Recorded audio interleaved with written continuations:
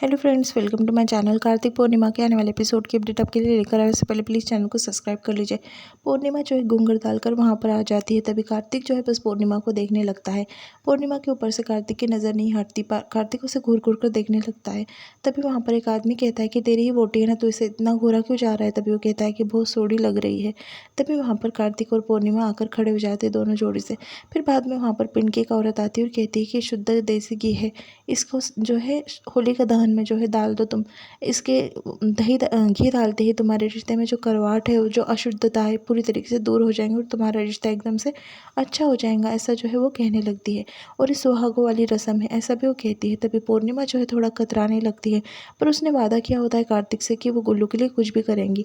एक बार जो है फिर वो 7 फेरे जो है वो होलिका दहन के ले लेते हैं और बाद में फिर जो है कार्तिक और पूर्णिमा जो है वो घी डालने की रस्म होती है वो करने लगते हैं। कार्तिक जो है पूर्णिमा का हाथ पकड़ लेता है और घी जो है दोनों साथ में मिलकर डालने लगते हैं होलिका दहन में। दूसरी तरफ काफ़ी इंजॉय कर रहे होते हैं सब पार्टी, और कार्तिक और पूर्णिमा जो है सब होलिका दहन की पूरी रस्में करने लगते हैं। पूर्णिमा के साथ में शुद्ध घी जो है वो होलिका दहन में डाल देता है। तभी वहाँ पर पिंड का एक आदमी जो होता है वो प्रधान को कहने लगता है कि लोग जो है मुझे काफ़ी अजीब नज़र आ रहे हैं, जैसे दिखते हैं वैसे लोग हैं नहीं। वैसे ये जो कार्तिक है वो किसी दरवाजे को खोलकर जो है कुछ जांच रहा था। मुझे तो इस पर कोई शक आ रहा है कि कुछ करने के लिए आया है। तभी वो कहता है कि हमारा मेहमान है, हम तो डायरेक्टली ऐसा कुछ बोल नहीं सकते, पर इनके ऊपर कड़ी नज़र रखो। दूसरी तरफ पूर्णिमा और बाकी सब जो है वो पूर्णिमा को फोर्स कर रहे होते हैं डांस करने के लिए। तभी पूर्णिमा वैसे ही आगे आती है और डांस करने लगती है। तभी उसे वहाँ पर गुल्लू नज़र आ जाती है। उसकी तबीयत काफ़ी ख़राब होती है तो वो भी उसे दिखता है। तभी कार्तिक भी वहाँ पर डांस करता है। बाद में पूर्णिमा के साथ में जाकर वो खड़ा हो जाता है डांस करने के लिए। दोनों जो है गुल्लू को देख लेते हैं और प्रधान बीच में आ जाता है। उसे लगता है पूर्णिमा को कि प्रधान को शक हो गया, पर प्रधान जो है बीच में आता है और वहाँ पर वो भी डांस करने के लिए खड़ा हो जाता है। वो भी डांस करने लगता है। तभी वहाँ पर जो है सब डांस वगैरह ख़त्म हो जाता है। फिर सब बैठे होते हैं। तभी प्रधान भी वहाँ पर बैठता है और दूसरी तरफ कार्तिक और पूर्णिमा जो है जल्दी से गुल्लू के कमरे में चले जाते हैं और गुल्लू को जो है कार्तिक पेन क्लियर दे देता है खाने के लिए। वो कहता है कि बेटा ये खा लो, तुम्हारा दर्द काफ़ी कम हो जाएगा। और वो कहती है पूर्णिमा की फिक्र मत करो, तुम बहुत जल्दी ठीक हो जाओगी। प्रधान जो है वो गुल्लू के कमरे का दरवाज़ा खुला देख लेता है। वो सोचता है कि कुछ ना कुछ गड़बड़ ज़रूर है और वो कमरे में जाता है तो देखता है तो जो गुल्लू होती है वो सोई हुई होती है। तभी वो सोचने लगता है कि ये जो इसकी माँ है खाना देने आई थी और दरवाज़ा बंद करना भूल गई, ऐसा वो सोचता है।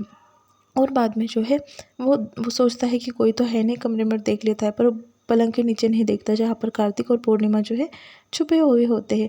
फिर प्रधान जो है वो कहता है कि औरतें भी ना बड़ी केयरलेस होती है, और ऐसा कहकर जो है वो दरवाज़ा बंद कर देता है। दूसरी तरफ पूर्णिमा का दुपट्टा जो है वो पलंग के नीचे अटक जाता है। तभी कार्तिक जो है वो दुपट्टा खींच कर निकालने की कोशिश करता है।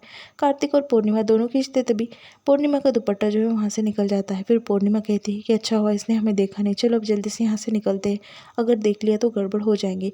तभी वो दरवाज़ा खोलने लगते हैं तो दरवाज़ा बाहर से बंद होता है। काफ़ी डर जाते हैं कि अगर उन दोनों को यहाँ पर किसी ने देख लिया तो उनके ऊपर शक हो जाएगा, और वो नहीं दिखे तो भी शक हो जाएगा। फिर वो सोचते हैं कि दूसरा कोई रास्ता ढूंढ ले कि वो बाहर जा पाए। फिर वहाँ पर जो है वो सोचते हैं कि सीढ़ियाँ ढूंढ लेते हैं और ऊपर चढ़कर वो जाने लगते हैं। तभी वहाँ पर दरवाजे के बाहर कोई आ जाता है और पूर्णिमा कहती है कि कौन है, अभी अभी तो देख लेगा कोई हमें। फिर बाद में पूर्णिमा जो है वो नीचे उतरने लगती है। फिर वहाँ पर जो है गुल्लू की माँ आ जाती है और वो दोनों को देख लेती है।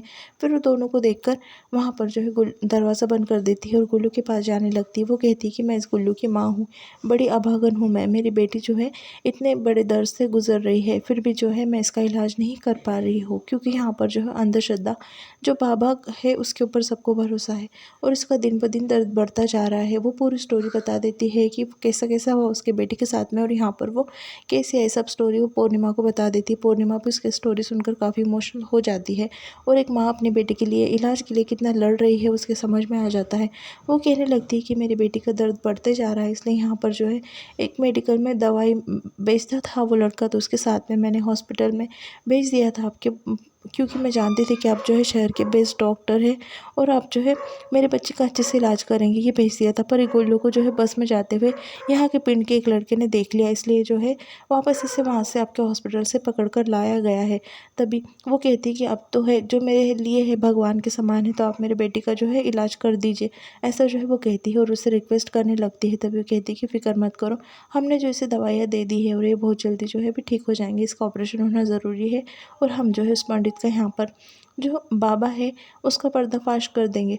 और फिर बाद में वो कहती है कि तुम सुबह तक यहाँ पर रुक जाओ, मैं पता नहीं चलने दूंगी किसको भी, पर सुबह में आते ही तुम यहाँ से निकल जाना। तभी पूर्णिमा कहती है कि मैं इसका रात में ख्याल रखूंगी। वो गुल्लू को एकदम समझाती है और कहती है बेटा तुम्हें कुछ नहीं होगा, हम तुम्हारा इलाज कर लेंगे, तुम फिक्र मत करो, आराम करो बेटा। अब तुमने दवाई ले ली है ना, तुम्हारी बहुत जल्दी तबीयत ठीक हो जाएंगी, दर्द कम हो जाएगा। कार्तिक जो है पूर्णिमा की केयर देखने लगता है और उसे काफ़ी अच्छा लगता है।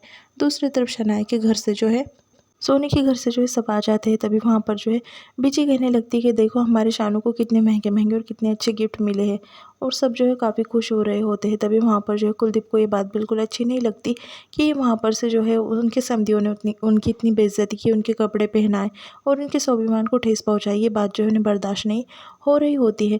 बीजी जो है वहाँ पर जो है चुपचाप बैठी होती है, और जो शनाया की नानी होती है वो कहने लगती है कि साड़ी तो मैंने मांग के ले ली, 50-60 हज़ार की तो होंगी आराम से साड़ी।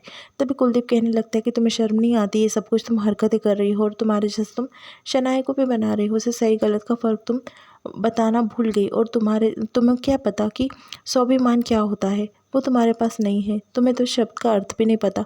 तभी वहाँ पर जो है वो चुप बिठा रही होती बीना बीजी को, पर वो चुप नहीं बैठती। कुलदीप कहता है कि बस करो, आपके तो संस्कार पूरे भूल दिए हैं आपने, और शनाया को भी गलत सिखा रही हो। ये गलत सीखने की वजह से पीढ़ी और पीढ़ी जो है पूरी ख़राब होती जाती है, बस इस विचारों की वजह से। तभी शनाया कहती कि बस करो, ये जो है मिडिल क्लास की ऐसी ही थिंकिंग होती है, ऐसा जो है वो कहने लगती है। तभी कुलदीप जो है वो कहने लगता है कि मुझसे ज़बान लड़ाएंगे तो सही गलत का फ़र्क भूल गई है कि तू, ऐसा शनाया के ऊपर गुस्सा होने लगते हैं। तभी शनाया जो है उल्टा जवाब दे देती है कुलदीप को। कुलदीप को काफ़ी बुरा लगता है। कुलदीप वहाँ से उठकर जो है चला जाता है। सुबह हो जाती है। कार्तिक और पूर्णिमा जो है वहाँ पर सोए होते हैं। तभी वहाँ पर जो है कार्तिक के फ़ोन पर जो है वो सोनी का कॉल आता है, क्योंकि होली होती है, होली का पहला रंग तो सोनी अपने बच्चों को लगाती है और बच्चे उसे लगाते हैं। फिर वो सोनी पीछे बैकग्राउंड में देख लेती कि कोई सोया हुआ है, पर वो पूर्णिमा को देख नहीं पाती। तभी वो कहती कि कौन है कार्तिक तेरे पीछे। तभी वो कहने लगता है कि कोई नहीं, गाँव के लोग हैं मॉम, आप क्या कह रही थी। तभी वो कहती है कि मैंने तुझे कल तक का टाइम दिया है, कल तक तुझे घर पर आ जाना है, तुझे पता है ना कि मैं अपने दोनों बेटे के सिवा होली सेलिब्रेट नहीं करती। तभी वो कहता है मॉम मेरा भी कातिल लग रहा है, पर मैं जल्दी से जल्दी आ जाऊँगा, फ़िक्र मत कीजिए।